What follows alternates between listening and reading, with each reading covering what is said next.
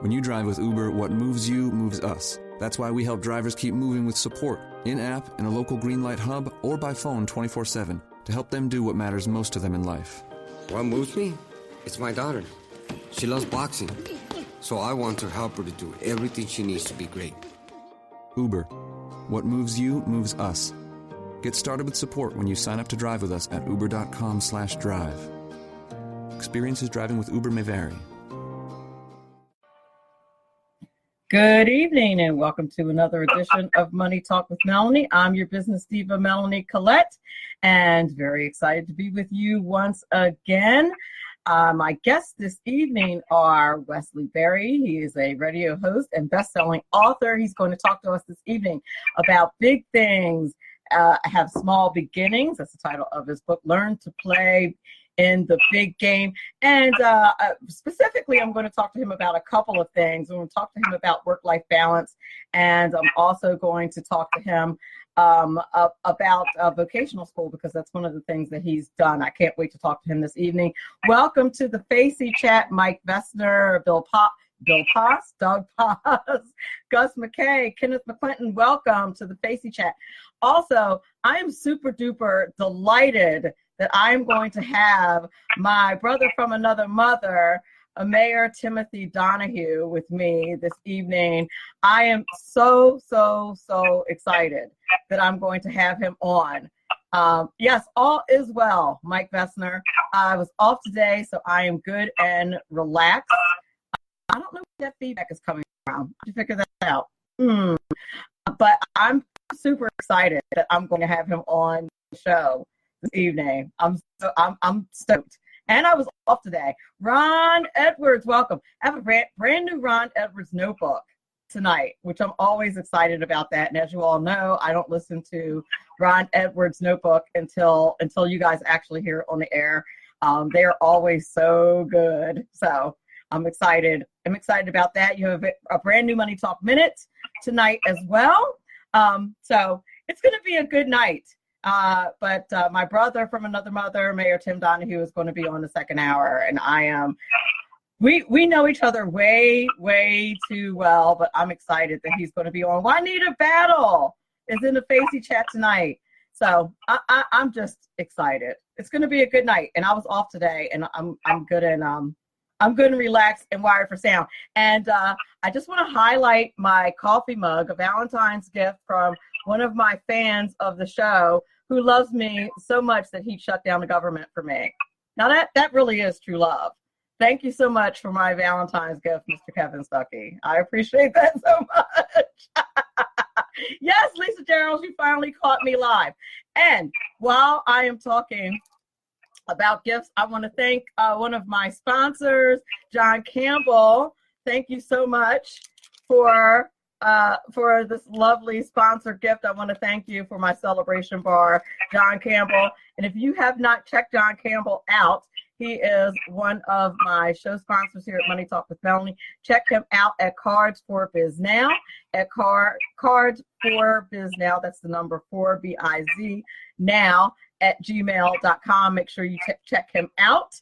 And by the way, if you did not see this, your girl was on the front of a regional paper. I don't know if you guys saw this. The Press of Atlantic City is a regional paper, but I was on the front page. This is the front page. We have a lot to cover, okay? But this is the front page of the Press of Atlantic City. This is the picture. It's also online. And the headline says, Republicans who are Black say diversity in politics is vital. That's not what it says online. It says something different. It says something like diversity is a complicated topic, which it is. So check it out. It's posted on my Facebook page. But so there's that going on. I wanted to point that out. And by the way, if you want to know whose fault it is I'm so deeply involved in politics, the one and only Timothy Donohue, Mayor Timothy Donohue, who's going to be on in hour 6, that this is his fault, by the way. You have him to blame for me being so heavily involved in politics and in the Republican Party. I was a happy conservative independent before he came along. But anywho, also, I want to give a shout out to the one and only tax mama, Eva Rosenberg. If you have not picked up her book, Trump Tax Cut, we are well in the thick of tax season. If you have not picked up her book, The Trump Tax Cut, you better pick it up now. Your personal guide to the new tax law. Pick it up. Everybody knows she is your expert on all things the new Trump tax cuts. Kevin Stuckey says, why would we see you on the regional tax paper? Why would we see you in the regional paper? Because I was at a meeting with the mayor, and I was actually at a meeting with the mayor covering something for Ken McClinton, who's in the Facey Chat, who is the creator of Money Talk with Melanie. They saw me sitting with the mayor, assumed I was a Republican correctly, asked about me, and he said, yes, she's a Republican, and they did a story on me. My hair is not purple, it's red, but it will be purple if I want it to be purple, Kevin. Don't start. And you missed me highlighting your gifts. Thank you very much, Kevin Stuckey. I appreciate that you shut down the government for me. I mean, if a man really loves you, he'll shut down the government for you. Let's face it. But anyway. And hello, Lee Park. By the way, if you are going to be at CPAC in DC in a couple of weeks, holla at your girl, because I'm going to be there. I'm going to be broadcasting live. Money Talk with Melanie will be broadcasting live at the regular time from 5 to 7. During CPAC, the guests are to be announced. I'm working with my homegirl, expert, star, publicist, the one and only Eden Gordon Hill, to lock down my guests who are going to be broadcasting live from CPAC in DC. You thought I was arrested for being a heartbreaker? Oh, shut up, Kevin. Anyway. No, I don't break hearts. I just get my heart broken. That's how that works. Anyway. But if you're going to be in DC, holla at me. Make an appointment. My schedule is filling up. But if you're going to be in DC and you want to meet up, have coffee, a little glass of wine or something like that, or just shout out and say hello, or hang out on Media Row, holla at your girl, inbox me. We can say hello. Just saying. It's very rare I get to meet my Facebook friends live and in person in DC. So I'd love to. If you want to be a guest on the show, something that we could record and I can play later on the show, I'd love to do that. I am doing some in-person interviews that I can play on the show later. I'd really love to do that as well. So I'm planning on being in DC during CPAC. So let's totally do that. I wanted to make sure that I mentioned that. Upcoming guests on the show. There are tons of upcoming guests. I'm booked all the way out to up till April. I have Dr. Tracy Clayton coming up. She is going to talk to us about healthcare's pothole path, a road to nowhere. I have a health and wellness expert, the owner and creator of Creatrix Solutions. She's going to talk to us about the innovations in the health and wellness industry. I have a branding expert coming on. Also, I have Andy Berger returning to the show from Bueller's Place. She's going to talk to us, actually this is next week, about how building the wall is going to stop human traffickers. I'm excited about that. I have Rocky and Cheryl Ditwell are going to be on the show. They're speakers and wordsmiths. They're going to talk to us about how to navigate difficult conversations in business. Lots going on. Yes, Kevin, I just told you to shut up. I apologize. I meant be quiet. See, that's why I need those talk experts on the show. Hey, John Campbell, so that I can learn to navigate difficult conversations in business instead of telling my faithful fans to shut up, Can I show your mug again? Will that help, Kevin? Anyway, but I'm very excited about all the guests that I have coming up. And if you are an expert, a Politico, an author, an entrepreneur, and you'd like to be on the show, do email me at moneytalkwithmelanie@gmail.com. Also, my YouTube channel is up and running. You can subscribe at Money Talk with Melanie on YouTube, and all of my videos are there if you'd like to catch an archive of my show. MoneyTalkWithMelanie.com is where you can find out where all my upcoming guests are. Let's see, what else can you do there? You can also catch up on my sponsors there. What else can you do? You can follow me on Twitter at Money Talk Mel. You can like my Facebook page at Money Talk with Melanie. If you want to follow my political musings and really have a good time, at NJGOP Diva. I think I've run out of things to say for all of my housekeeping. I think that's it. Okay, without further ado, a brand new Ron Edwards notebook coming your way. And then after the break, Wesley Berry, very excited to have him on the show. He's going to talk to us about big things, have small beginnings, learn to play in the great game. We're going to talk about work-life balance. Can't wait to have him on the show. We'll be right back in a few moments. The United States of America is at an important crossroads. Hopefully, the road she ultimately chooses is life. I'm on the page from the Edwards notebook.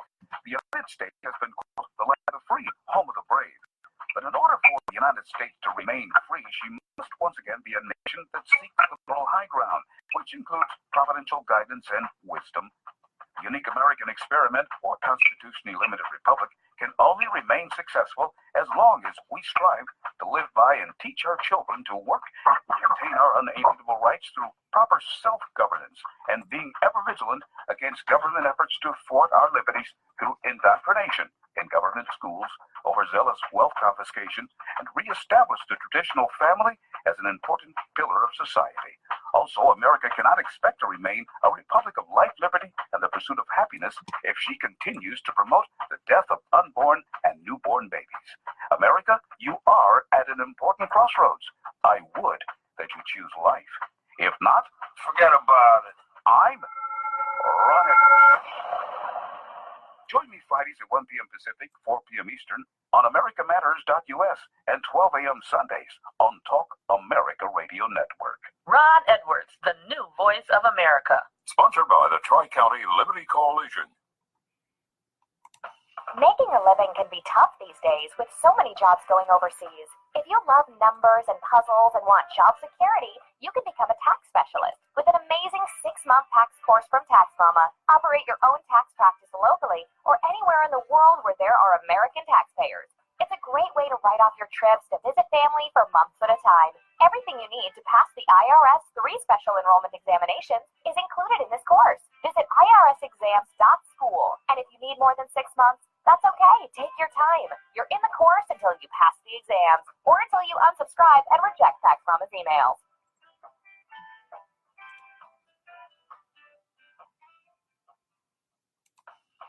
Right now, you can get the credit you deserve. Just visit MrCreditRepair.biz. Let their expert credit repair specialist remove late payments, charge-offs, collections, even old bankruptcies fast and easy. That's MrCreditRepair.biz. Why go anyplace else? Increase your credit score today. At Mr. Credit, you always get a quality service all at our everyday discounted price. Stop getting turned down for cars, credit cards, or even new homes. Visit MrCreditRepair.biz today. That's MrCreditRepair.biz. Your credit repair is our #1 priority.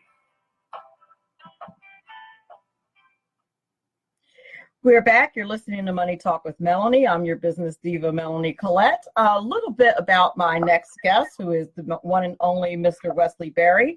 He is the host of The People's Voice, a weekly radio talk show where opposing views can be respectfully exchanged. Through the years, he's provided consulting services for over 40 businesses, served as the headmaster of a state-licensed private vocational school, and worked as a licensed real estate agent, having participated in over 30 commercial transactions.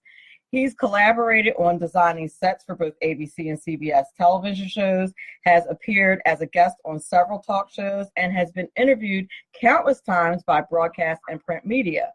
His many media appearances include NPR, Wall Street Journal, the London Times, Entrepreneur, and Time magazines, Fox News, Neil Cavuto, Geraldo, and John Stossel.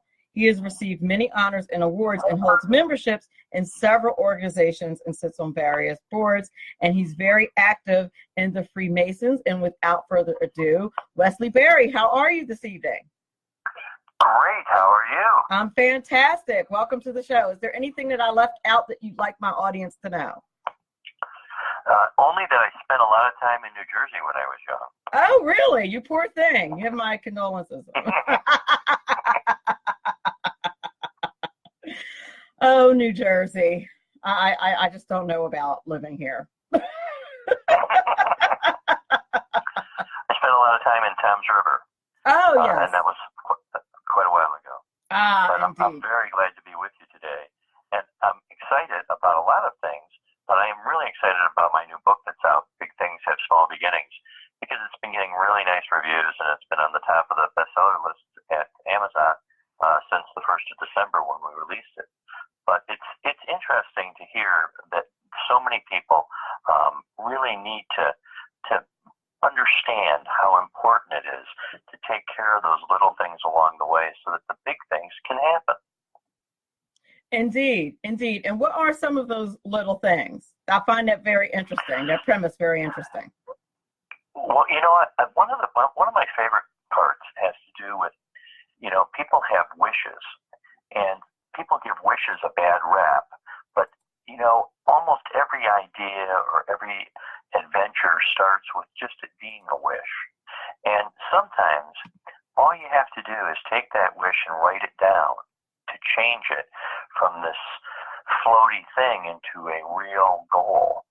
And you'd be surprised if you've got a wish that's worthwhile and one that involves you and something that you can execute.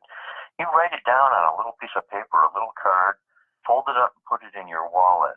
You'll be shocked at how your subconscious will remind you about those sort of things.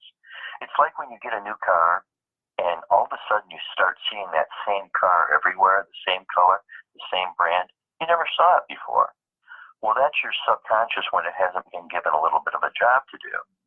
But when you give your subconscious a little bit of a job, like when you're at some place and you say, I can't remember their name. Oh, I know. As soon as I walk out the door, their name's going to pop in my head. And it might not happen as soon as you walk out the door, but a few hours later or a few minutes later or the next morning, all of a sudden, poof, it pops in your head. And you don't know where it even came from. You weren't even thinking about it. But that's because your subconscious got an assignment. So you can give your subconscious some assignments to get yourself primed and sort of prime that pump for big ideas. I like that. Now, is that a brain thing? What is that? It is. I've had the great honor of giving a few motivational speeches and some keynote speeches where I include that piece in it. And I'm amazed how many times I have doctors and psychologists that come up and say, that is true. People don't understand that. And they've got the whole, I think it's your amygdala is the part of the brain where it actually takes a hold of those sort of things and takes care of your little subconscious things to do. But if you can give your subconscious a project, you can get it working for you. And most people don't recognize you can do that. Now, I know it sounds a little goofy, sounds a little bit like reading palms and stuff, but this works for real, unless you don't think it'll work. If you don't think it'll work, if you think it's baloney, then you'll be right. That's exactly how it'll turn out. But if you got a little bit of faith and a little bit of concentration on it, you write it down, you'll be surprised how the tasks that you need to accomplish that goal will start to present themselves.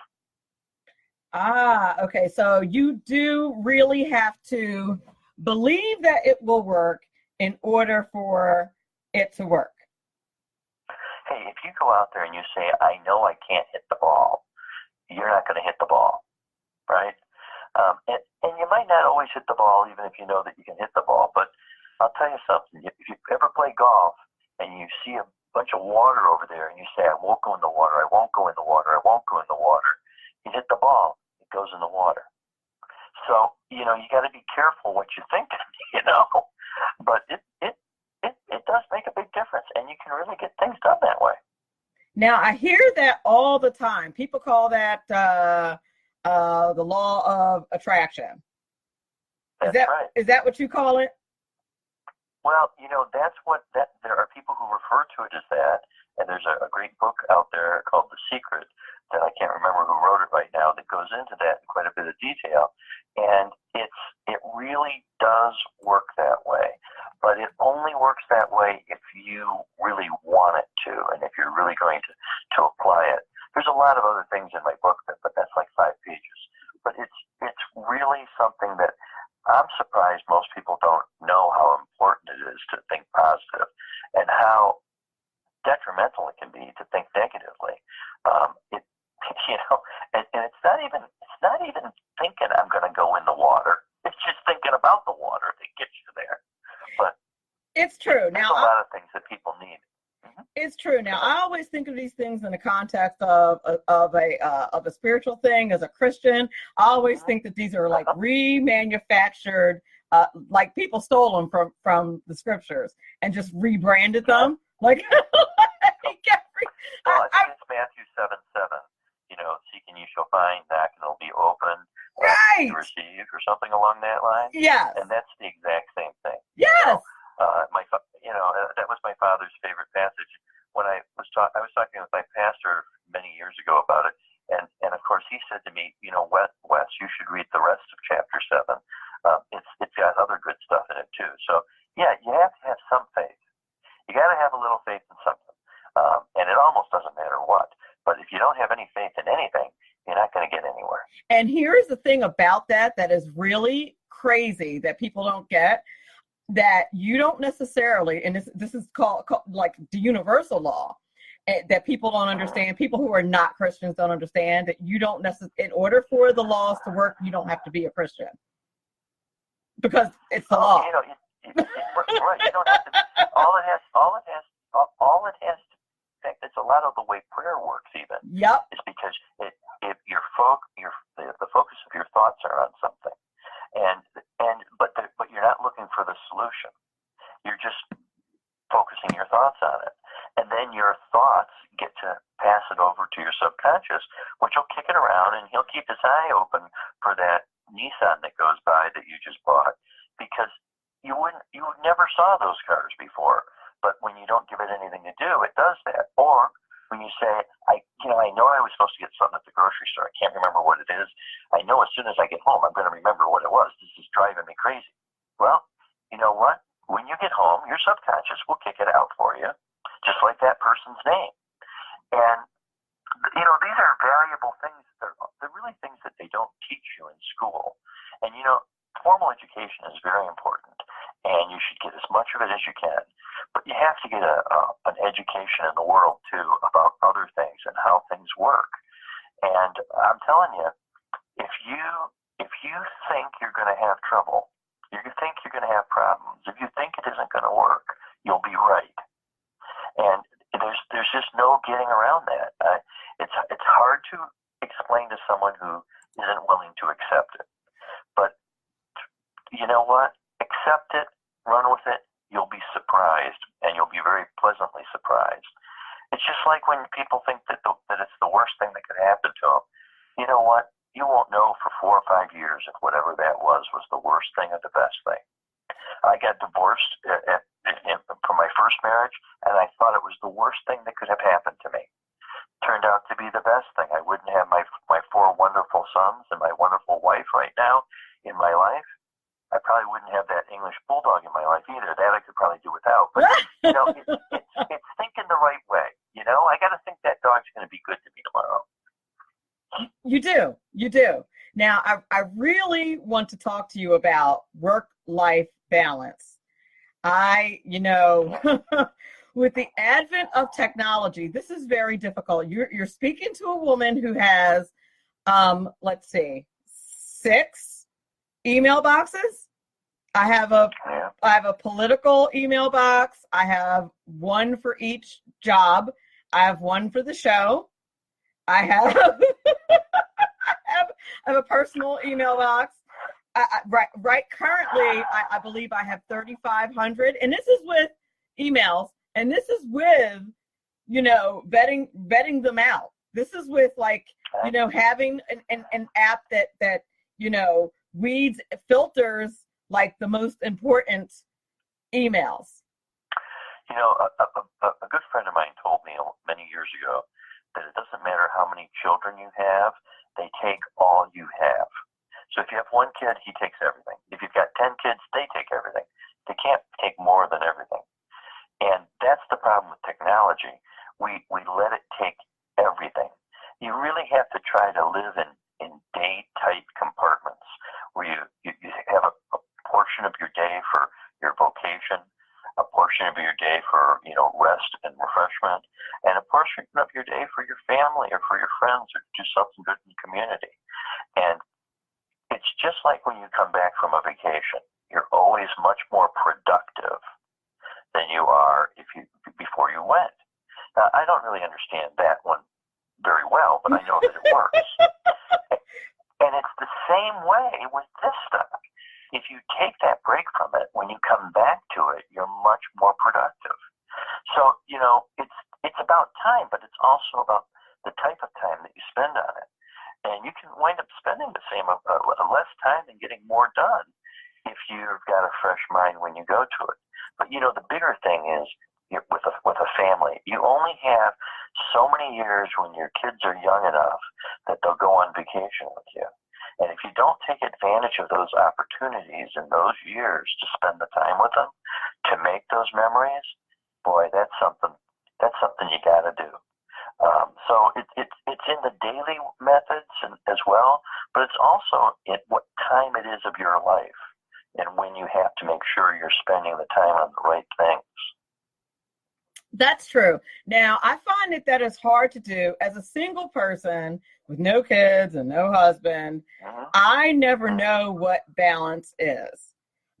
Because I feel like if I'm not working, I feel like if I'm not working, then I'm not being productive.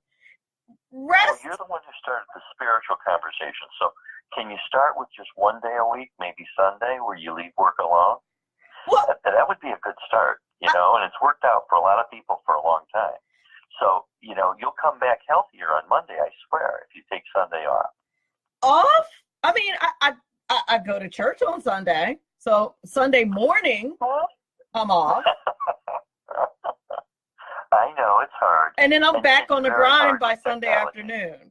By Sunday afternoon, I got to get back on it because I have stuff to do. You got a serious addiction there, my friend. You gotta figure a way to put that down for a few hours. Well, here's what happened. I promise you'll be more productive if you do nothing for a few hours on Sunday. Nothing? Believe it or not. If you just take time to relax, read the paper, spend some time with some friends, you know what? You'll be more productive Monday morning than you would have been otherwise. And in the scheme of things, you'll get more done. It's just like if you're going to, first of all, I'm no athlete, but if you're going to run 10 miles, you know what? You better stop for a drink of water along the way. Because if you don't, that last mile, you're going to be in real trouble. And you're not going to be very productive, and your time's not going to be as good. But if you stop for a quick drink of water, by the way, I'm not talking about scotch. If you have a quick drink along the way, you're going to be all right. Did I mention I teach high school? Scotch is kind of a requirement. I'm just kidding, but not really. No, but I feel like if I'm not, and you're right, and intellectually, I completely understand that.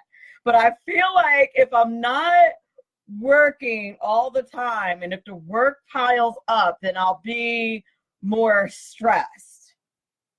than if I just. I know what you mean. Yeah. You know what I mean? I know. Then I'll be. I've been down that road too. But here's the thing.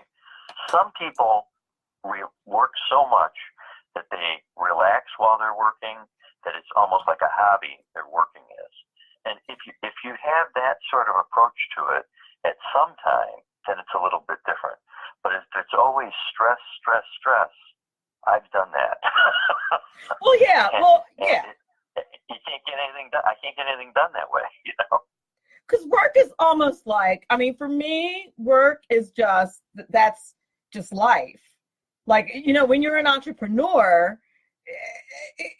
work is just what you just work. That's just what you do. That's just what you do all day. You get the work done when you get the work done. And frankly, it's one of the things that I don't like about the public school teacher setup, because, it's kind of irrelevant when you work. It's not always convenient to do your public school work during the school work day. You know what I mean? Sure. It's not the best time to do it all the time. So, I hear you. Well, everybody has to find their own balance, but they have to find balance or they'll lose their mind eventually. Well, next thing you know, they'll be laughing all the time, and they won't. This will be a problem. The person that I replaced may or may not have had a nervous breakdown and just walked out. So, so there may be some truth to that. Like that's an actual true story. The person I replaced retired, and by retired, I mean they had a nervous breakdown and they just left. Well, never came back. You don't want that to happen. No. You don't want that to happen. You know? So you have to take, instead of going to a psychologist or psychiatrist, I play cards a couple nights a month. And I don't, it's not a big deal. It's like $10 to play. It's not a big deal.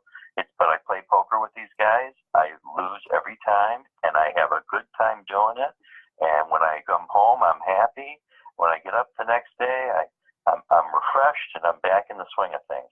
You have to play a little bit somehow, and you have to relax, and it improves your productivity. I swear to you. You know what happens when people go on vacation for a week or whatever. They come back, they are more productive. Now, so it also works in the shorter cycle on a day or on a weekly basis by taking a day off or a few hours here or there. That's true. Now, would you say with email and things like that you do have to set limits on, at what time you're going to cut yourself off, so to speak? At what time you're going to say, you know what, I'm not going to check my email after, 5:00.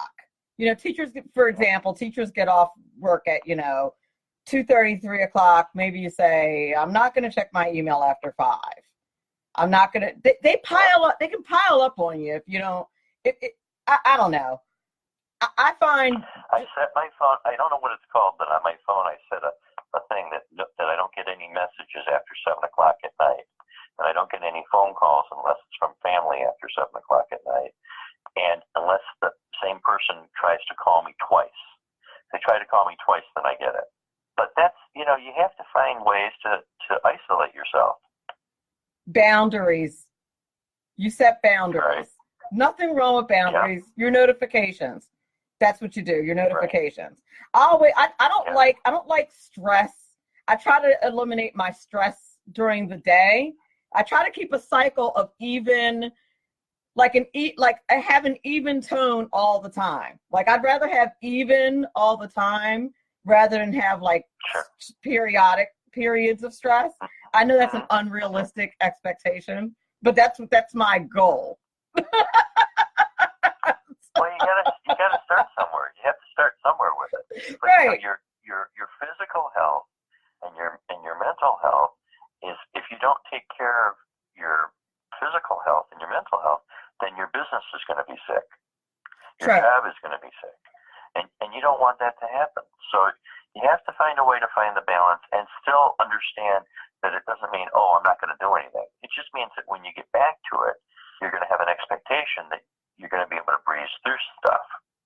So what about as an entrepreneur, there's always this expectation from an entrepreneurial perspective that, you're not really going to be successful as an entrepreneur unless you're working 24/7, unless you're always, unless you're always at it, unless you're always on your grind. What about that philosophy?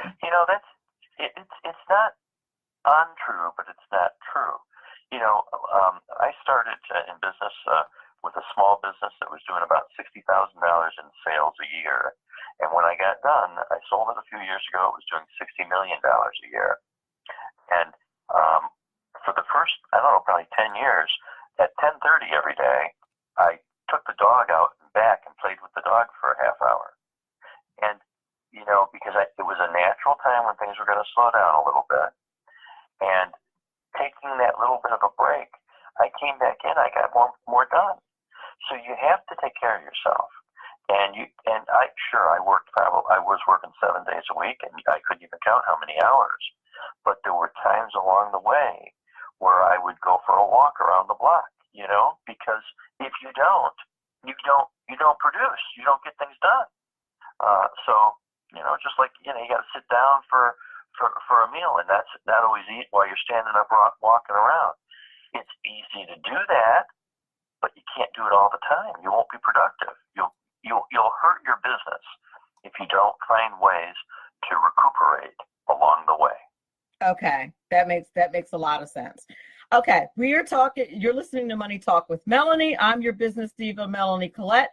We are talking to Wesley Berry. He is the radio host and best-selling author. We're going to take a quick break, and when we come back, I want to switch gears just a little bit and talk about vocational school as a viable option versus college. And we're also going to answer Ken McClinton's question in the Facey chat.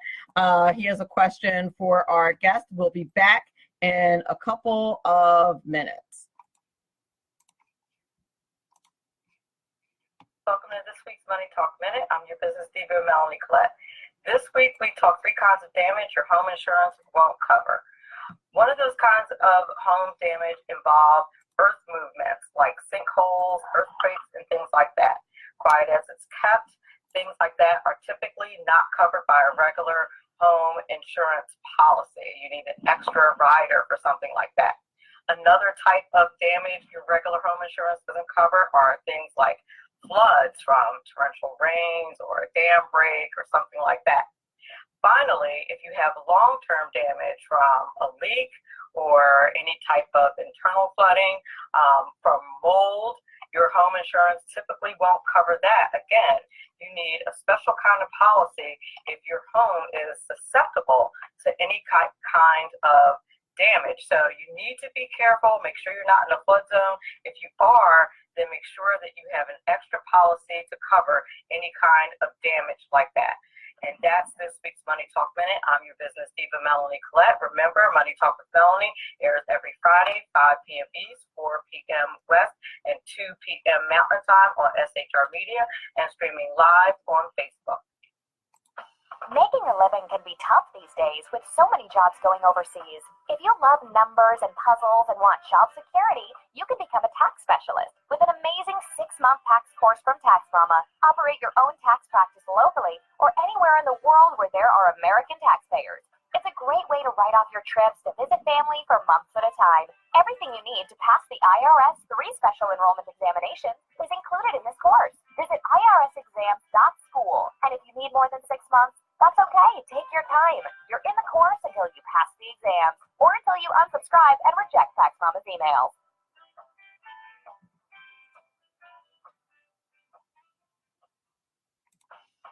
Right now, you can get the credit you deserve. Just visit MrCreditRepair.biz. Let their expert credit repair specialist remove late payments, charge-offs, collections, even old bankruptcies fast and easy. That's MrCreditRepair.biz. Why go anyplace else? Increase your credit score today. At Mr. Credit, you always get a quality service, all at our everyday discounted price. Stop getting turned down for cars, credit cards, or even new homes. Visit MrCreditRepair.biz today. That's MrCreditRepair.biz. Your credit repair is our #1 priority. Welcome back. You're listening to Money Talk with Melanie. I'm your business diva, Melanie Collette, and our guest this hour is Wesley Berry, radio host and best-selling author. He is talking to us about work-life balance, and we had a question in the Facey chat. Kim McClinton wanted to know, what is the efficient process of, I guess probably most efficient process of restructuring? And when does someone move from, I admit I need to do this, to I have accomplished this without fail? Is that question clear, Wesley? Well, that's a heck of a question. I'm not sure if it is or not. I think I understand it. Okay. How do you know when you get there? Well, first of all, you never really get there. It's a journey that keeps going on and on and on. But how do you move? Let me hear that again. I'm sorry. Let me just hear it one more time. I'll ask it again. Ken says, what is the efficient process of restructuring? In other words, when does a person move from I admit I need to do this to I have accomplished this without fail? Well, how do you move from there? The first thing you have to do is you have to write it down. I mean, that's like number one. You have to write it down, and sometimes you have to have a mental focal point, whether you take a rock and you write the date on it and use it as a paperweight on your desk, and you've made a decision that from this day forward, I'm going to change that behavior and accomplish what I want to accomplish. It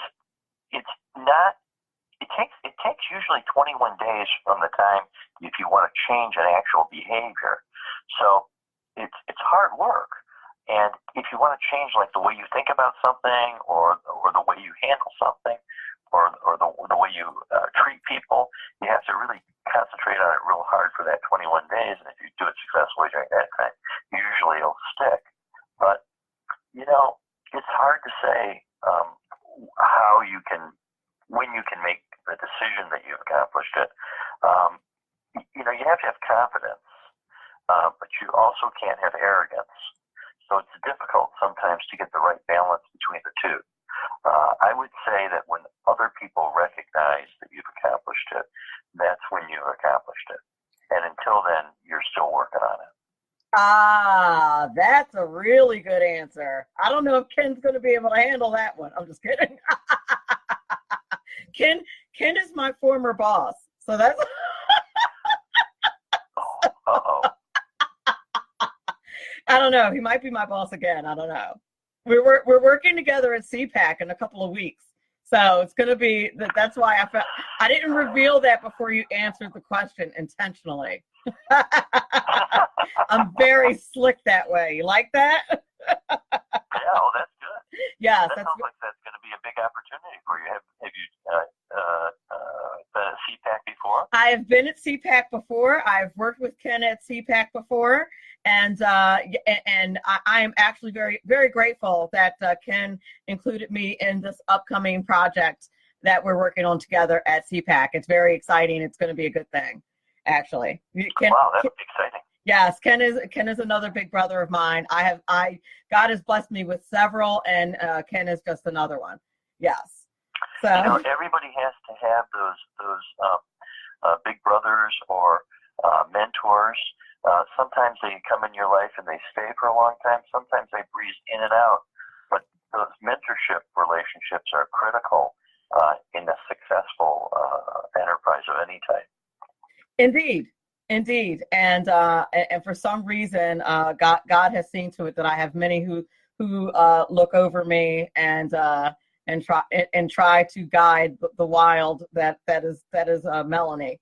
That is the business diva, and Ken is one of them, and for that I'm grateful. So, but that doesn't mean that won't stop me from listening to your wisdom and trapping Ken into a corner on my show. That doesn't mean it won't stop me from doing that. I'd love to talk a little bit about what we discussed before we came on the air about vocational schools, because I found it interesting that you ran a private vocational school as part of your background. And you and I talked a little bit about how, I thought that college was not necessarily the end all, the be all as far as, success was concerned. That vocational school was certainly a viable option to a person's success. Deontay Johnson's in the house. I want to give a quick shout out to him in the Facey chat. How are you, Mr. Johnson? President of the Black Conservative Federation. How are you? So anyway, back to vocational schools. Tell us about vocational school and how it can contribute to one's success. Everyone should be able to have some sort of vocational skill, no matter what their profession winds up being. Because if you don't have the appreciation for actually doing things, it's hard to understand how other people have to get them done. So there's that component. But not everyone is cut out for college. Not everyone has to go to college. If you have an opportunity to, you certainly should take advantage of the opportunity. But it doesn't mean that you shouldn't get some vocational training as well. And it gets a bad rep. It's like wishes. Wishes have a bad rep too. But everything starts with a wish. Well, having some vocational skills, whether you use them or not, are just as important. I think that really if more people learned a little bit more about leadership and success and how to get there and rhetoric, they'd be much further ahead. I think that a lot of people would be better off with going to a Dale Carnegie course than going to college.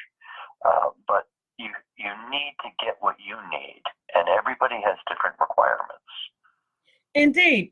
Now, why do you think it is that vocational schools get such a bad rap? Do you have a theory on that? I don't know if I really do or not, but I think that everybody is driven towards, doctor, lawyer, Indian chief type thing. and that if you're not, that you somehow haven't been successful in what you're doing. I was not able to go to college. I wish that I had been able to, but I got thrown into a very, very, very small family business at an early age, and I had to do what had to be done. But the reality is that my assertiveness and determination served me much better than just an education would have. And, I got involved in some vocational education as a result of that. Then I opened a vocational school, and I had a lot of people who went through those courses and wound up opening businesses up or becoming active in those industries. And, they were very successful as a result of it. But, too many times people think that success is measured by how many dollars there are. But it's really, measured by how you feel about life. And if you can get a good feeling about it, then, that's what it's about. I wouldn't say that somebody goes and gets a 4-year degree and they get a fine arts degree and then they don't use it for anything. What was the purpose behind that? I mean, it's purposeless, right? Maybe they enjoyed it, but how are they going to be able to provide for themselves? So, you've got a lot of degrees nowadays that don't have any vocation that's attached to it. And that's a real problem for people. You're not going to, if you can't make a living off what you're going through college to do, why are you going? It's very true. I have a student right now. Right now I'm teaching discrete math, foundations of computer science. And one of my students has a degree in baking. I didn't even know you could get a degree in baking, but I digress. One of my students has a degree in baking, and now she's a double math computer science major as a backup plan. It would seem that she has done that backward. I think so too. I sort of think so. However, having if she happens to have be a pastry chef, she may be really going for that old-fashioned degree, that MRS, right? Because that's, that I don't know, my grandmother was a good baker. I think baking is probably important, Well, I said to her, well, isn't baking like math? I've got a soft spot there, Well, I agree. I said that to her. I said, well, isn't there a lot of math in baking? Like, if you do the math wrong, you really can't bake. Like, there you go. And she just laughed. She said, well, yeah, but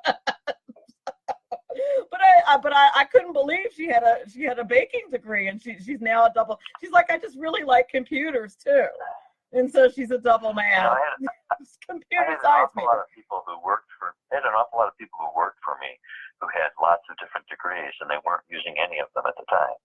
So it can be very confusing. And education is the one thing that once you have it, nobody can take it away from you. And that's important. And education is important. And college education is a great thing for someone to be able to have. But they have to have some practicality about what they're going after. And I wouldn't care how well educated someone it was if they couldn't execute something. And really, that's a lot of what vocational skills and training do, and help you learn how to do. Whether the guy who had a part-time job during the summer doing rough framing of houses, he's got an idea of how things work. And there's a lot of people in this world who don't really understand how things work anymore.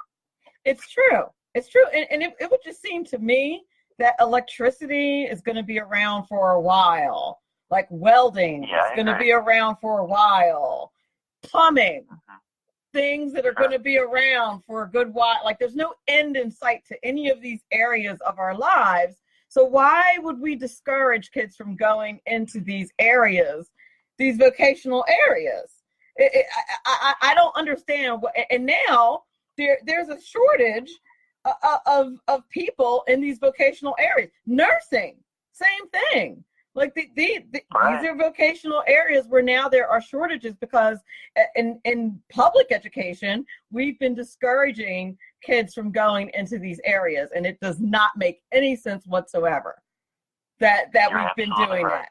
So I just wanted to make sure that we touched on that when I saw that in your background, that we talked about that. Sure. Please tell people where they can get your book, where they can contact you for public speaking and the like. Sure. Well, my website is Wesley Berry, Wesley, Berry, BERRY.co. And you can buy books there too, but you can also pick up a copy of Big Things Have Small Beginnings on Amazon or BarnesandNoble.com or Books A Million or any of those places. And it's available as an ebook, as a paperback, and also as an audio book right now. And where can we listen to your show? Does your show stream? I'm sorry, what? Does your radio show stream live anywhere? You know what? I'm taking a couple weeks off right now. Okay. But it does stream live on my Facebook, and it's available on there. You can see some past episodes. And in fact, the show that I did last week, we've had almost 30,000 views already on it. So there must be something good about it. I'm not sure what. It is. I do enjoy it. That's why I mentioned it. You have a lot of likes and views and stuff. I looked you up. Show prep, man.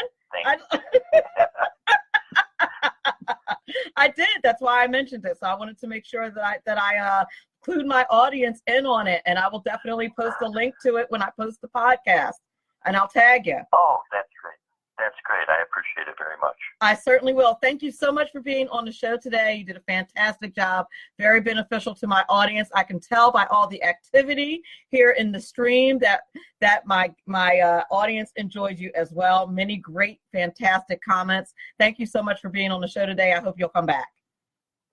All right. Thanks a lot. Bye-bye. Thank you. Have a great night. You're listening to Money Talk with Melanie. I'm your business diva, Melanie Collette. That was Wesley Berry, show host and best-selling author of the book, Big Things Have Small Beginnings.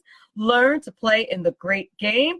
And next hour is Mayor Timothy Donohue, mayor of Middle Township, New Jersey, which is where I reside. He's my brother from another mother. I'm very excited to have him on the show. If you want to know how it is that I came to become a card-carrying Republican and conservative, he is partially responsible, my friends, and he is coming right up. We are taking a brief commercial break, and he will be right on. I am very, very excited. Hey, you guys be nice to him, even though he's probably going to be really mean to me because he's my brother. It's his job. But I'm really excited that he's going to be on in a few minutes. We will be right back.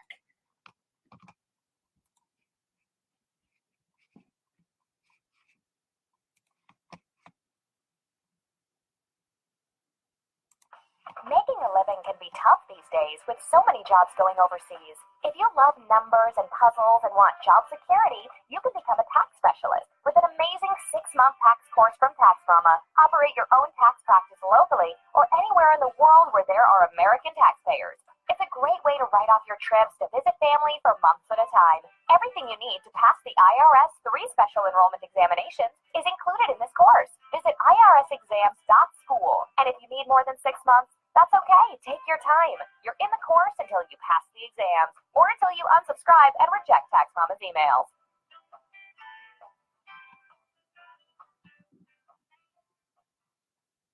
Conservative media done wrong.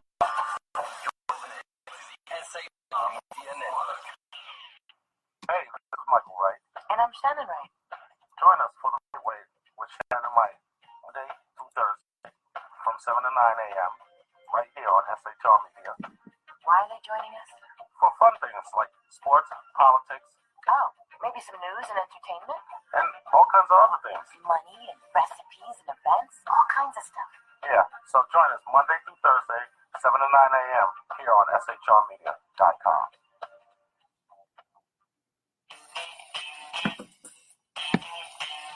From a public locker inside a dilapidated Long Island rail station comes a show designed to piss off liberals using truth, facts, and ridicule. The Lid Radio Show, featuring the conservative voice from the People's Republic of New York, the Lid himself, Jeff Dunitz. Tune in every Wednesday at 2 p.m. Eastern, 11 a.m. Pacific on the SHR Media Network. Go to shrmedia.com. At Lid Radio, we fight for the truth, justice, and a good kosher T-bone. If you don't listen, Hillary Clinton might sneak into your bedroom in her housecoat late at night and blame you for her election loss. It's the Lid Radio Show with Jeff Dunn.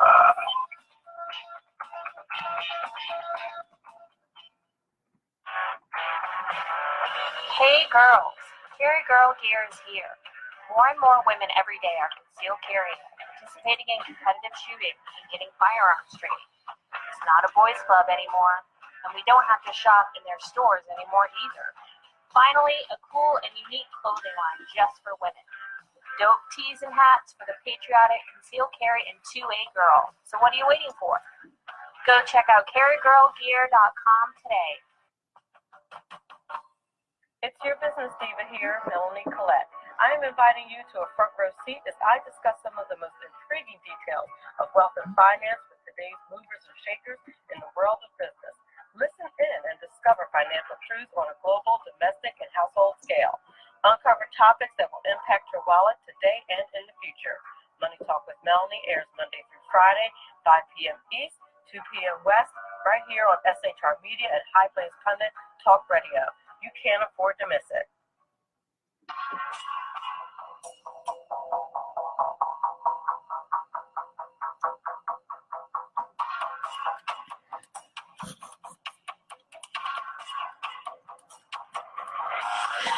New show on the SHR Media Network, Sackheads Against Tyranny.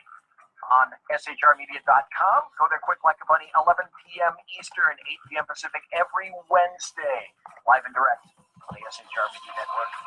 shrmedia.com. Be there.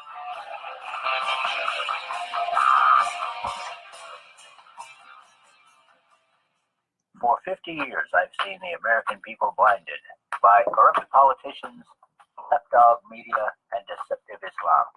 The one thing the elites fear is one man with a cane. I'm Dave Milner. Join me through Spreaker, iTunes, and SoundCloud through SHR Media and the Western Free Radio Network for half a century of experienced perspective on political and social issues on the Unpleasant Blind Guy. And catch me on Jeff Mitchell's EDL Radio on blogtalkradio.com. There's no surrender ever, because truth is not always pleasant. Broadcasting behind enemy lines in occupied California, a mere 2 miles from the state capital, the bloviating Zeppelin's Berserk Bobcat Saloon Radio Show can be heard every Tuesday and Thursday night at 8 p.m. Pacific and 11 p.m. Eastern, only on the SHR Media Network. Go to shrmedia.com to listen. You can also watch on the SHR Media Facebook page and the SHR Media YouTube channel. No goldfish were abused in the making of this ad. Welcome back. You're listening to Money Talk with Melanie. I'm your business diva, Melanie Collette, and I am so super excited about my next guest. He is my brother from another mother and the mayor here in Middle Township, New Jersey, the one and only Timothy Donohue. He's going to talk to us today about excellence in municipal governance. I've instructed my audience, Mr. Timothy Donohue, to be nice to you because just in case you're not nice to me. My audience is very protective of me. Well, look, first of all, I'm happy to be on the show. I know we've been dancing on the subject for a while, but I'm honored to be on here, and I look forward to it. For your regular guests, we do have a brother-sister relationship, so we do take some shots at each other from time to time, all in good fun. And of course, when push comes to shove, if anybody comes at you, I'm going to be there to take care of it. So they can always count on that. Oh, I know this to be an absolute fact in all seriousness, and this is for sure. So listen, before we move any forward, please do tell the audience a bit about your background. Well, we're down here in Cape May County, New Jersey, where I was born and raised. My father was a police officer, was the chief of police in Stone Harbor, New Jersey. We were raised in the tradition of public service. My mother was a scoutmaster. My dad was a scoutmaster and a football coach and all those kinds of things. My brother became a police chief. My brother Michael was a superior court judge. So we've always had that gene in our family of public service. Some might call it a disease. Somebody's got to do it, right? I've gotten involved in politics. My brother ran for the assembly in 2007 and made my first run for public office in Middle Township in 2011. It was kind of historic, not because of me, but just because of the circumstances, and that another brother of ours, Daniel Lockwood, had been elected as the first Republican to win in Middle Township in 47 years, a few years before I came along. And when I was elected in 2011, we had the first Republican majority in close to 75 years. So it brought obviously a lot of change about in the town. Dan became the first Republican mayor in many, many decades, and we were working to, I guess at that point, turn a battleship around, which is a little bit harder than driving it straight across the ocean. So that's where the adventure began. That was the year that I switched from independent to Republican. In fact, that is true. That is very true. And I recall that year. That was the year that we met, and that was my first year working on a campaign. Thanks to you, and thanks to your leadership, and your convincing me that it was important to become involved in politics. Go ahead. There were exciting times, and there was a lot of good things happening. We had in the prior year we had ousted the old and ossified leadership in our own party to create an atmosphere in our party that was much more open to a more diverse clientele, I guess you would say. And we brought a lot of younger people in, a lot of women into the party, and we created a pool of a lot of exciting young candidates, and the ripple effect of which is still being felt today.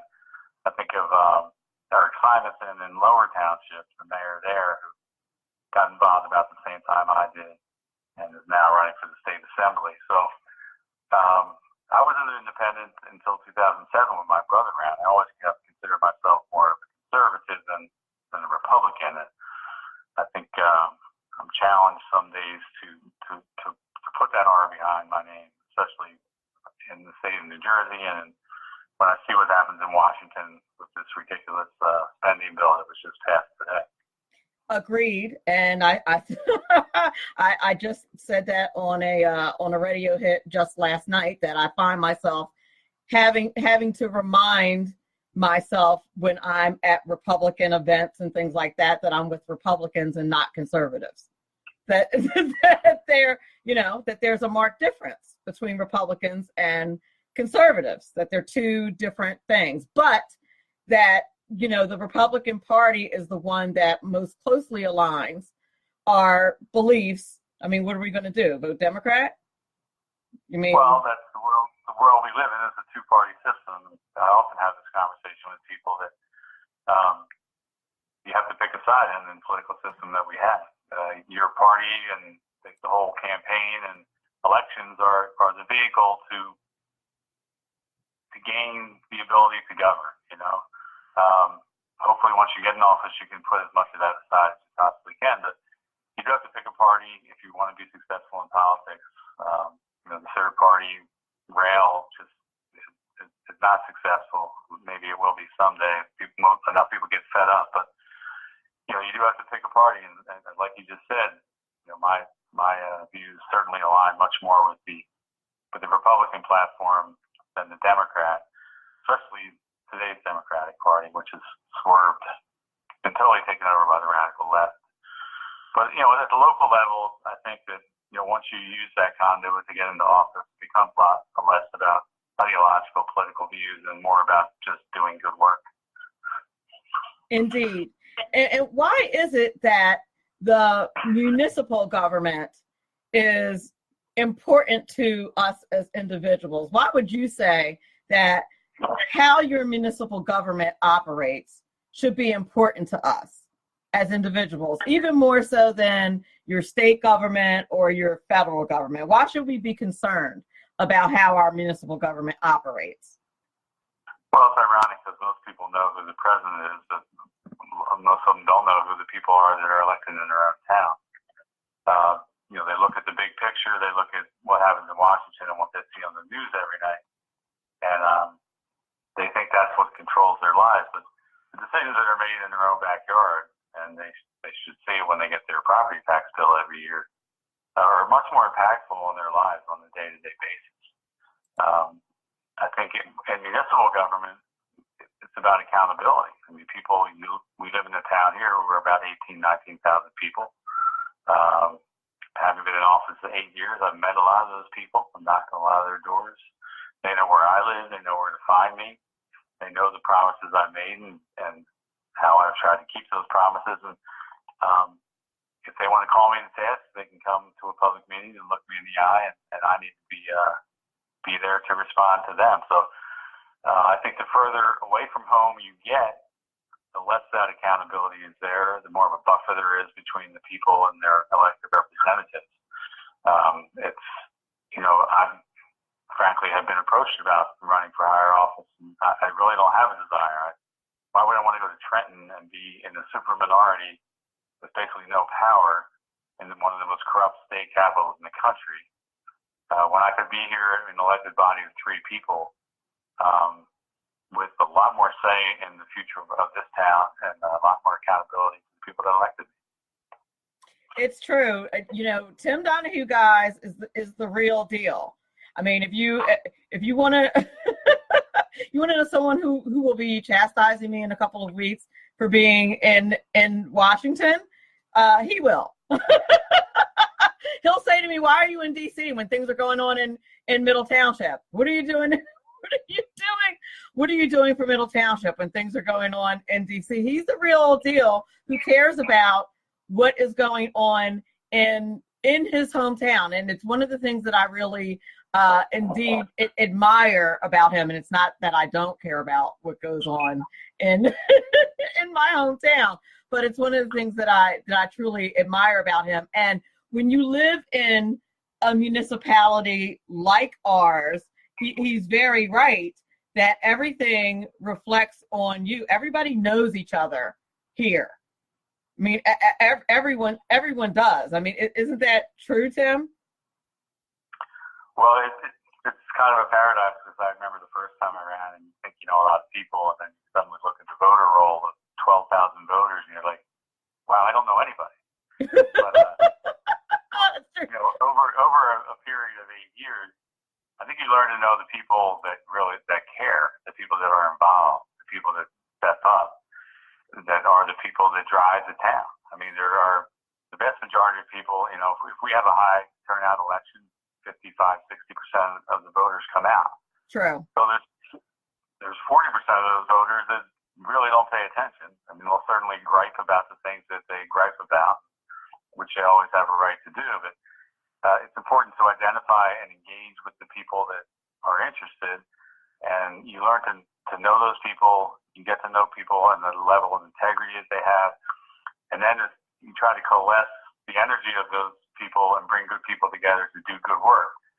And you know as well as I do, you get 10 or 12 energized people, you can accomplish a lot. So look, I rib you about CPAC and the Federation of Republican Women and all that, but I have a lot of respect for you that you have the patience and the drive and the mission, to tackle those things, because they are important. And you know that I'm. Oh, I know you're teasing. I know you're teasing. I'm fully engaged at the national level yes. as well. But, oh, you totally are. Yeah. I mean, my frustrations are extreme there, and I think that's why I got involved in politics in the first place. Was I just became so aggravated with politics at the national level that I had to at least try to do something here in my own hometown. Right. Your frustrations are legitimate at the national level. You're frustrated. And listen, you and I know that we have different roles because of our different skill sets and our different, our different places, our different, listen, let's be frank. I have different blessings, if you will. different roles that I can take on the national level that you can't necessarily. So, I have different things that I'm trying to do. So, but and it's your fault I'm in the Federation to begin with, but let's not forget that. I'm an enabler to your addictions, I know. Exactly. But listen, I want to talk about how in the world you maintain fiscal sanity on a municipal level in New Jersey. Every other day, we're reading about a new tax. We have Governor Murphy, for God's sake, and every other day we're reading about some new tax that he is inflicting on the state of New Jersey. How in the world do you maintain fiscal sanity here in our town with all of the taxes and all of the new fees that we have in the state of New Jersey? It's got to be frustrating as an elected official, and it has to be a huge challenge. Well, look, the saying, there's nothing new under the sun, right? So what we see happening here in New Jersey has already happened in New York, and it's already happened in Illinois, and it's already happened in California. A lot of it was implemented by Barack Obama when he was president, and we all still know how it ends. It ends up with the states in financial ruin, with people leaving the states in droves, with taxes going through the roof, and yet people continue to vote for it and vote for it and vote for it. So one of my major frustrations is that people just don't grasp that this is a failed model, and that you're going to run out of money eventually. And as long as people have the option of going to some place that's more business friendly, more taxpayer friendly, that's going to treat people with more respect and give them the entrepreneurial tools they need to be successful, people are going to make that choice and they're going to leave. So what do you do at the local level? You do what you can, I guess. I mean, you learn to live within the parameters that are laid out there. The state, the federal government, any money that they provide to you comes with massive strings attached. But at the same time, you can't turn your back on that money, because if you don't go after it, then the town next to you is. And when people say, "Well, grant money, it's all tax money," you're right. It's all of it is our money. But you have to learn to play the game by the rules that are in place at the moment, and at the same time work to change those rules. So at a local level, my philosophy has always been a well-run town will attract and retain well-run businesses. So how do you do that? Businesses want stability. They want to know what the future holds. They don't like uncertainty. So you do that by creating a government that they can anticipate, that they can understand, with a flat tax structure that isn't going to go through the roof on a year-to-year basis, that has zoning and construction and planning functions that are predictable and consistent. There's a level playing field for people that want to open businesses in your town, that they see innovation, they see you working hard to spend their money wisely and reluctantly. So, you do that within your bubble, and you do it in a way that hopefully pushes back some of those parameters. And at the same time, you have to try to engage with the elected officials around you to fight for the same principles at the local level and to hold the elected officials above you in this hierarchy at the state and federal level to account for their actions or their lack of actions, really, more often. And lack of actions is true. And you hit on something really important in your comments, which is making sure that the policies are easy to understand.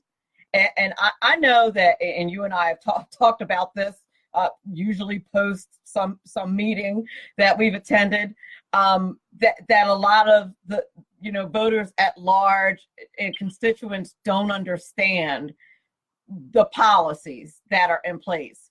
Even something as simple as who's in charge of what roads, when we're talking about construction, or, just the simplest of policies, who's in charge of what tax. I remember one year, you have some really innovative ideas of how to explain simple concepts to voters. I remember one year we sent out something to explain how taxes are paid, because things need to be simple to voters. Do you recall what I'm talking about when we sent out a pie chart to explain how taxes are paid?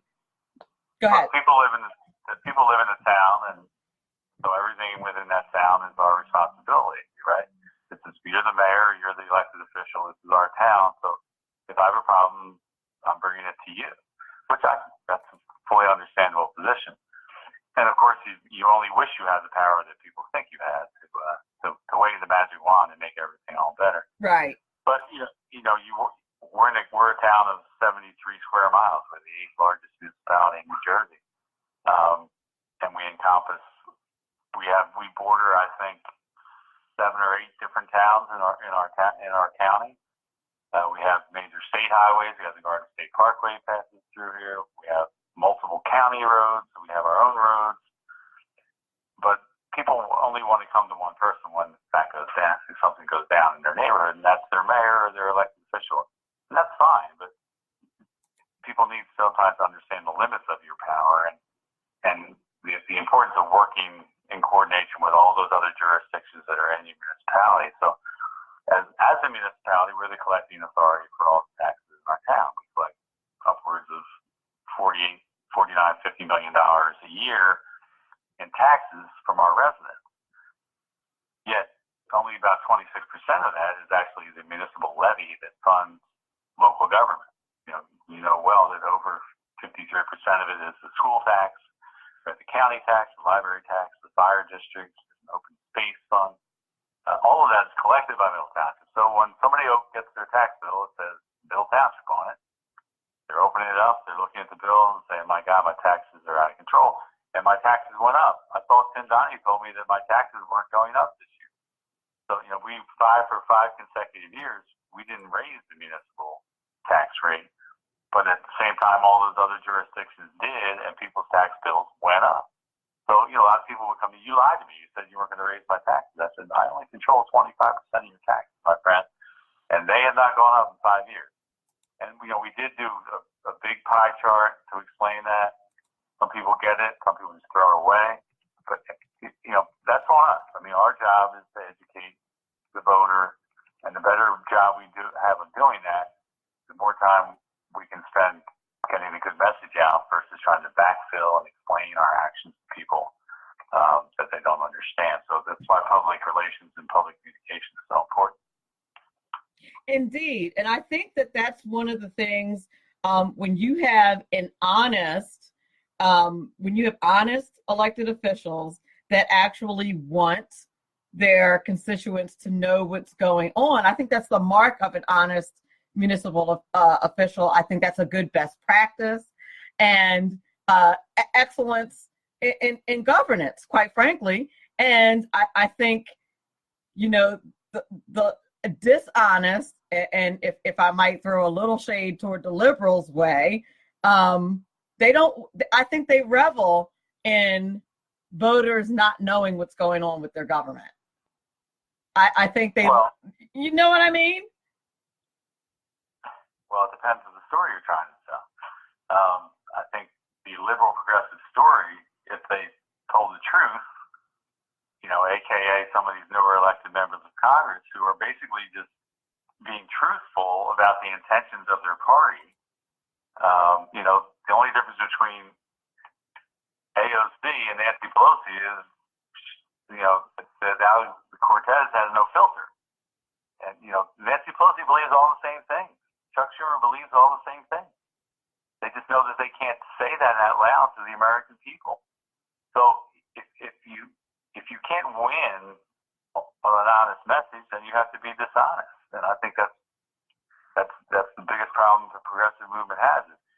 You think back to when Barack Obama was elected, the word progressive was rarely used. It was a discredited philosophy, going all the way back to Woodrow Wilson and that whole story. But all those people came out. They were always there, but they were operating stealthily and inch by inch moving their agenda forward.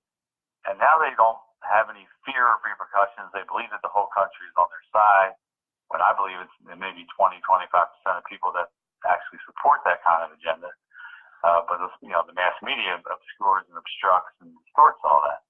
So it's hard to be honest when you know that honesty is going to get you punished. But bringing it back to the local level, you have to believe in what you're doing. You have to be honest about it. You have to have a good story to tell. Why are you doing this? How are you framing this? I think what we try to do here is have a vision and have a narrative that we believe in. And then every decision we make should be based on advancing that agenda and that narrative. So, and when someone brings you an idea or a customer comes to you, I call my constituents customers, but with an idea or a plan, or they want something from you, how does that fit into your core philosophy? How does that fit into the reasons that you ran? How does that fit into the promises that you made to the people that supported you from day one? When you get into your third term, like I am now, sometimes you really have to reel in and think back to, why did I do this to begin with? And be true to those values. And then I think over time, you'll gain the benefit of doubt from people, because you come up against very hard decisions. I mean, when something is good for you politically and good for the town, that's an easy decision to make, right? But when you have to make those hard decisions that people may not understand or may hurt you politically, but it's the right thing to do, you have to bite the bullet. You have to make those decisions, and you have to hope that people understand it and have some faith in you, because you've established a level of trust with them over 3 terms in office. Exactly. And that's one of the, that's one of the things that I appreciate about you, Tim, and I can tell my audience, when it comes to political decisions, when it comes to things that are going on politically, and people ask me about them, people affiliate, me with Tim and Tim with me sometimes, unfortunately for Tim. But if someone asks me about something, I can pretty confidently say something doesn't sound right, because I know how he thinks. If something doesn't sound right, I can trust that, especially if it's something shady. I know Tim operates with integrity. He's one of the few, politicians that I know who operates with integrity. And if something sounds shady or doesn't sound right or sound underhanded, I know that I can say with confidence that's not something he's involved in, and it's not right. So, and it's very few people that I can confidently say that about. If it's a political decision that is not going to be right for our town or is not going to be beneficial for our town, I know that's not something that he would be involved in. He's not that's not something that he's going to do. So, there are few politicians that operate that way. And so that's just what makes him, at the risk of it sounding like a commercial for Tim, he's already married, already won. But the risk of, and this is why I work so hard for him for him to get reelected when he runs. But this is why I'm a true believer in very few people, but he's one of those people that I'm a true believer in, because this is what he does. And there are very few people who are like that. You need more municipal governors who are like that. And I mean governors in the action of governance is what I'm saying. That's excellence in governance, which is why I titled the show like that, because you need to operate. Sometimes you do need to operate from a set of principles. Do you have a specific set of guiding principles that you use, that you go back to, that are a foundation that you use, Tim? Well, I believe there's a core mission in municipal government, which is very simple. It's the cost-effective and efficient delivery of municipal services. It's not real glamorous. It's about public safety is always your number one priority. You got to pick up the trash, fix the roads, plow the snow, cut the grass. It's the day-to-day grind. But that's what municipal government is. And I think we get sidetracked and we chase, like squirrels, we chase the shiny object with all the, there's a lot of, you can get this grant to do this, or get this grant to do that. That's great. That's all icing on the cake. But when you're running a municipality, it's about delivering those services to your customers. And, when people are paying their taxes, you see the growth of government. It's ridiculous. But there really are only basically 4 employees that are required by law in local government: your tax assessor, your tax collector, your CFO, and your administrator. So, or your municipal clerk. The rest is just been added on and added on and added on. So you end up with a town full of grant coordinators and public relations people, and not to belittle their jobs, but I think it always has to be spun back to what is our core mission here? And our core mission is delivering those services in the most cost-effective way. From a philosophical standpoint, it's about, I believe in smaller government. Do a few things and do them really well. And everything should be framed in that way. And then when it comes to the day-to-day decision-making, it's really what's in the best interest of the town. It shouldn't be hard for you to make decisions if you frame everything from that perspective of what's in the overall best interest of the town. So bring those decisions across my desk. A lot of it is about learning on your own. I mean, issues come before you, whether it be affordable housing or sewer development or wastewater, beach replenishment. None of us are born knowing these things, but as an elected official, you have a responsibility to dig into those issues, to learn them, understand them, not take the word of experts who may have very different agendas than what's in the best interest of the people. It's your job to do that homework for the people and to make decisions that are prudent, that are cost effective, and that really take long-term considerations into account. And I think in politics, that's one of the biggest shortfalls. People rarely look more than further down the road than the next election. And you said a lot in a small sentence. And what I want my audience to understand something about where we live. Tim just said that you need to do what's best for the town. And when he's talking about our town, you have to understand that we have barrier islands where we live. Like when we say town, you're not just talking about, a few streets and things like that. We have beaches and bays and city-like areas where we live. So oftentimes when, the mayor needs to make decisions, there's lots of research that needs to be done on all different kinds of landscapes. And I'm guessing that you did not come into office necessarily with all of that knowledge as to what is best for that town. So there's homework that has to be done. Am I right about that? Yes, the example I always give is the affordable housing issue. When I ran in 2011, I never got one question about affordable housing, which is a very hot button issue in New Jersey. It's been mandated mostly from the liberal courts, forced down communities' throats. Look, we all want to have an affordable housing component in our plans, but very unrealistic, draconian diktats from liberal courts around in Trenton and North Jersey. People have never been in our town. Telling us what we need to do, how we need to do it.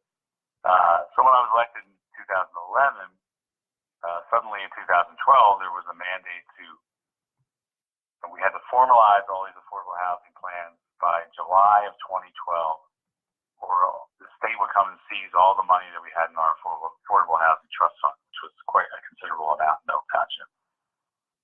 So again, that's a good question. I never got one question on this topic, but I said this is a very important, critical issue that's going to shape the future of our town.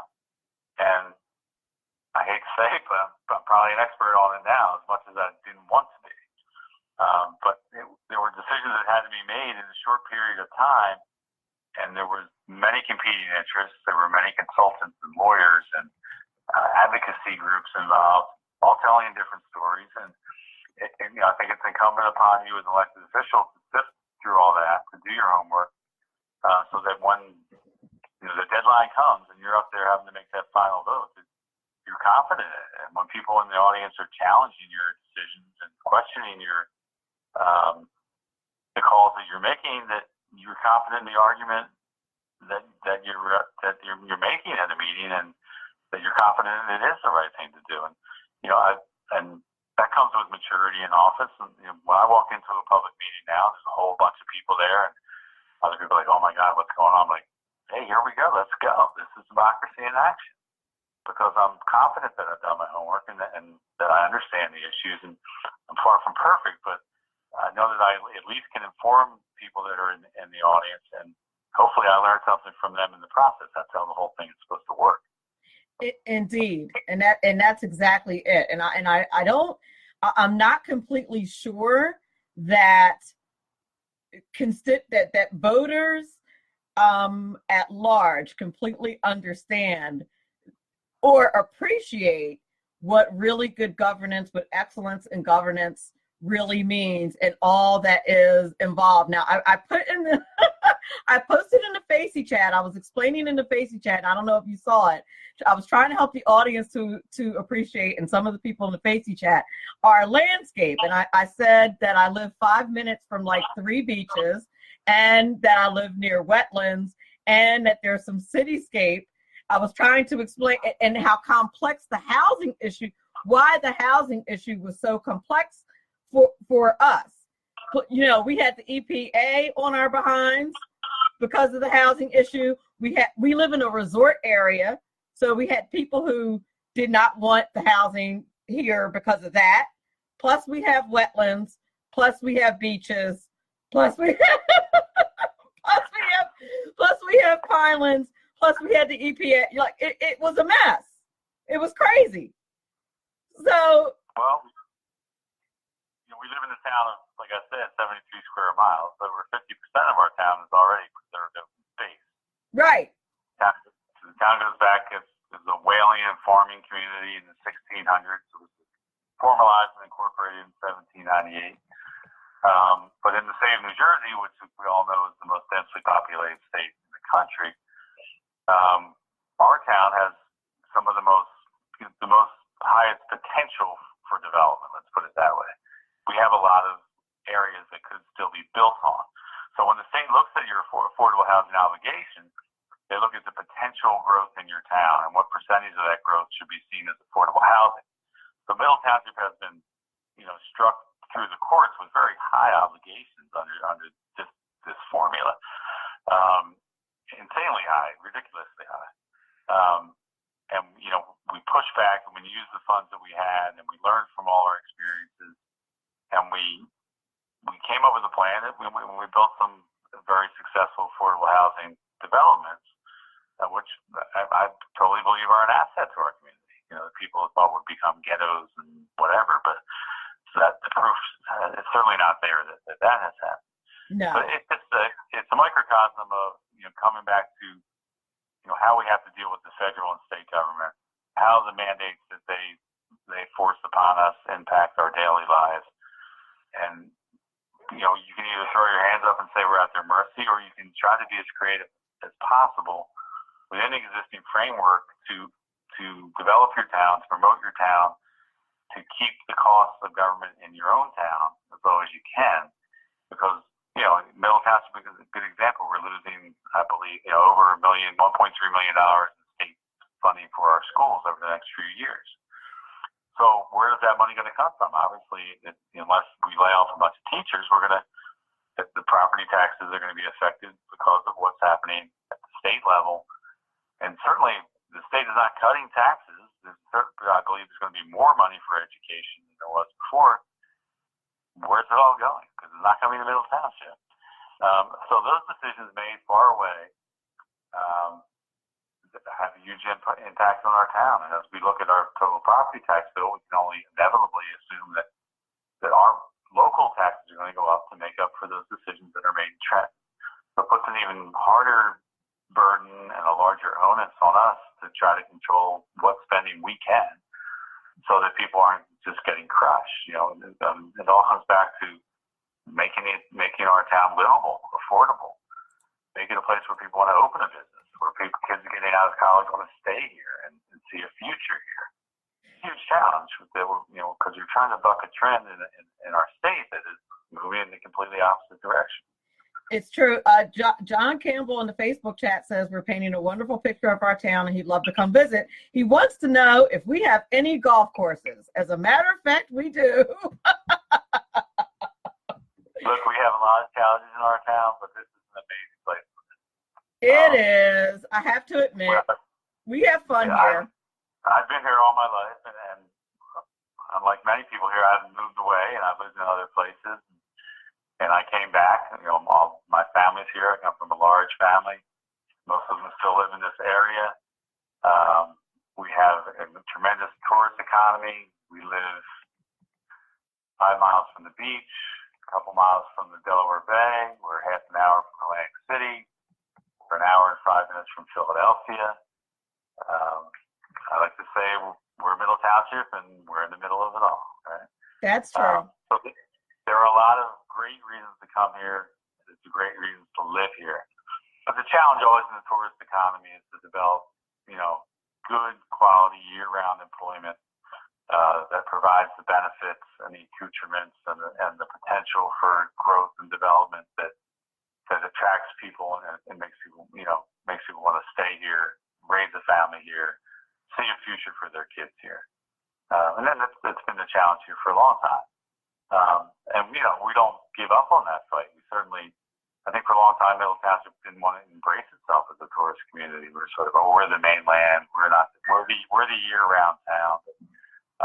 We have, worked to turn that philosophy around 180%, because that's what Cape May County is. We're a tourist community, and billions of dollars move through here. We want those people to stop driving through here on the way to the beach and start spending some of that money in our town. And I think, at least I've noticed, I don't know if you noticed this too, Tim, but it seems to me that it's busier longer year round, even in the shore communities. I mean, when we go to the shore towns, if you go to North Wildwood and, on the weekends, they seem very busy to me. On the weekends, when you go to Wildwood, go to restaurants. I was in Wildwood last weekend, and it was very busy. It was packed. I was at the Mud Hen last weekend. I went bowling last weekend, and I was at the Mud Hen, and it was packed. Well, a lot of that is weather driven this time of year, but I think every town tries to extend, what we call around here the shoulder seasons, right? Right. The earlier spring, the late fall, and I believe the county, especially under the leadership of Freeholder Will Morey, has worked very hard on economic development and to try to diversify our economy with local, taking advantage of the local assets we have as far as the oyster industry, the breweries, the distilleries, the wineries, that you can come down here in the middle of February on a sunny day and there's plenty to do and enjoy, and there's restaurants that are open and being less parochial in our approach. Every town sort of fights on its own, but taking a broader regional approach to economic development and tourism, so I can maybe get on a jitney in Middle Township and ride into Cape May and have lunch here and go to a brewery in Lower Township and end up at the winery in Middle Township, and everybody benefits, right? Now, that's a fantastic idea. Yeah, but you have to look beyond your own borders, and you have to sort of be willing to loosen your grip and give a little control to gain that cooperation from other people. So, it's a challenge, and the demographic is a challenge. And again, it comes back to what you can control and what you can't control, and you should not spend a lot of time on the things that you can't control. That's true. Now, I want to, before we close the show, I definitely want to talk to you about winning elections, because this is something that you're really good at. and has been a challenge, not only personally, because I've worked with you on elections under some very challenging circumstances, and I think you have a lot to offer in this regard. I think you have like a consulting, when you decide to retire, you probably have like a budding consulting career ahead of you, at some point in time, with a skinny skeleton campaign crew, you know how to win elections. I just happen to know this personally. And I want to know what your secret is to win, besides just like grit, hard work, determination, and never sleeping and getting up at 4 a.m. Or are those just your secrets? Well, that's certainly some key elements. I mean, that's all joking aside. It really comes down to outworking the other side, and outsmarting as well, of course. But every election is different, and it's about being able to read the landscape. It's about having a candidate that has some kind of an it factor, and a candidate with a fire in the belly, because you can't fake that.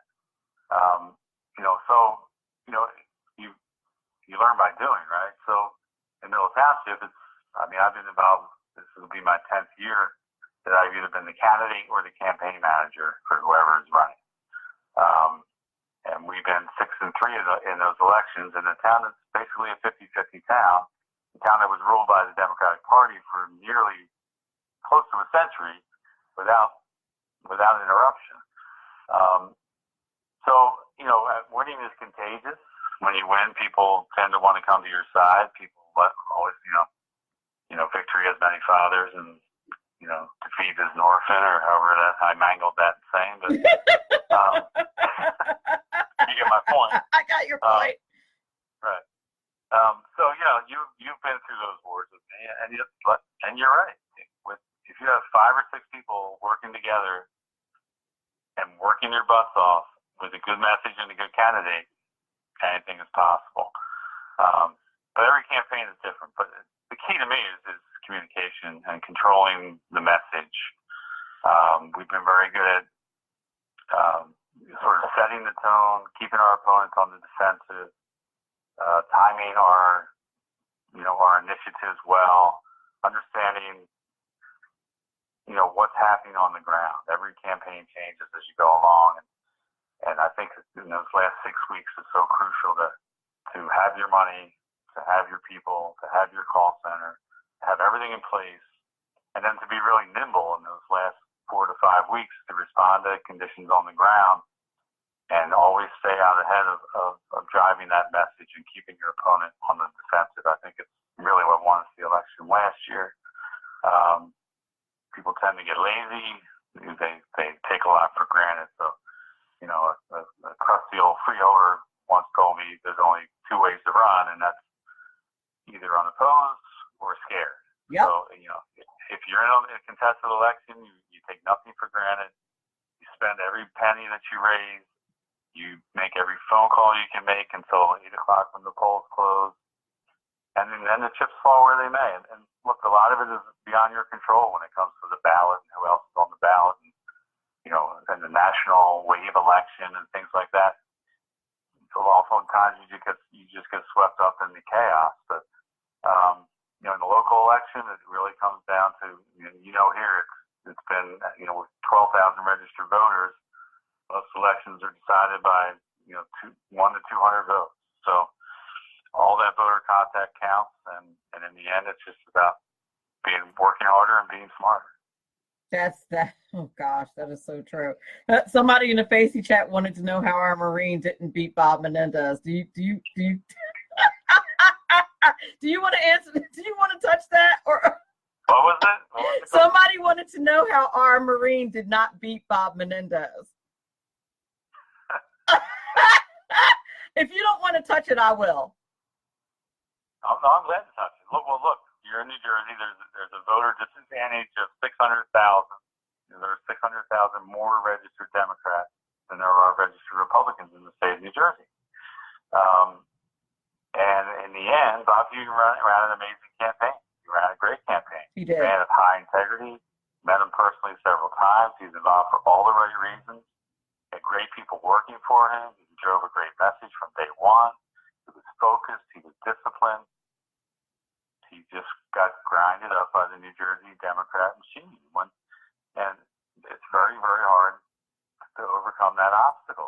It's you know, and I think in the polls, I think he was surprised he didn't win. But when push comes to shove in those huge Democratic counties in North Jersey, where God only knows where the votes are coming from and how many times people are voting and how many dead people are voting, how many illegal aliens are voting, when they need to get that margin of victory, they usually tend to get it. So, you know, for a Republican to win in a state like this, you have to win big. You're not going to win in close elections, but they will always find a way to get the votes that they need.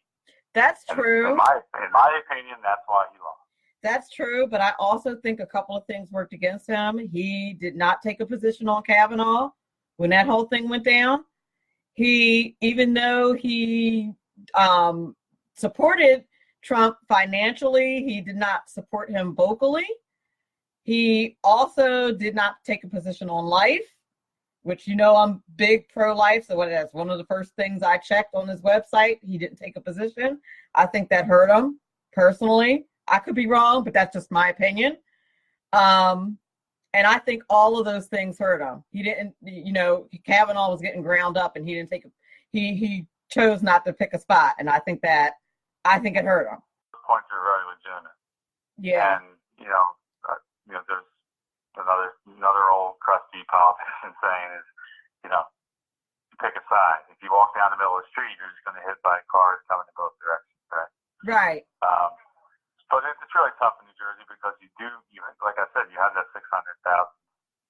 You can't win without getting some Democrat votes, right? Right. But at the same time, you can't alienate your base. So when you get wishy-washy on Kavanaugh and wishy-washy on issues like abortion and the right to life and supporting President Trump, then some people are going to stay home. Absolutely, that was a factor that cost them. So, you know, it's a combination of things. The answer is never simple, and hindsight is always 20/20.